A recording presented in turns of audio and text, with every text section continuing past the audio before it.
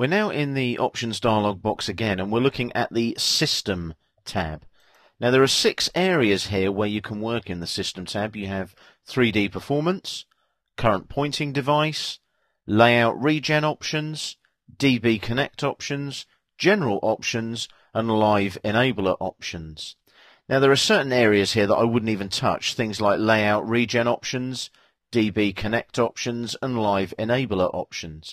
These can just be left as is for the moment. The ones that I do want to show you are these two, 3D Performance and Current Pointing Device. Let's have a look at the performance settings for 3D Performance.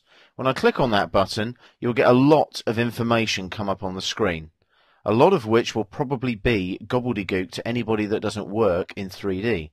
But let's have a look at this now. You can see when you're in 3D that you've got what they call a degradation order. Now what this means is that you uncheck items that should not degrade. Only a few recommended.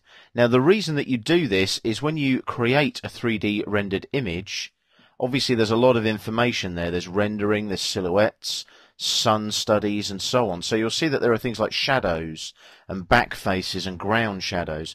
Also textures if you're working with materials, let's say brick or wood and so on. So you've got to make sure that these are set the way you want them to work.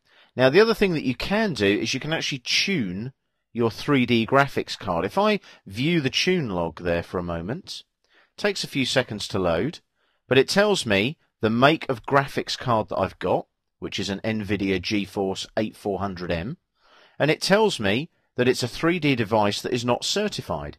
So what that means is Autodesk haven't actually tested it yet with their software. You can find a list of all of the certified graphics cards on the Autodesk website. So you can see there, again, a lot of information. I'm not going to go into too much detail there, but there's a lot of information there for 3D Performance. Current pointing device, well, I'm using my current system pointing device. That's my mouse that I've got plugged into my laptop. But I can also use a digitizer if I want to.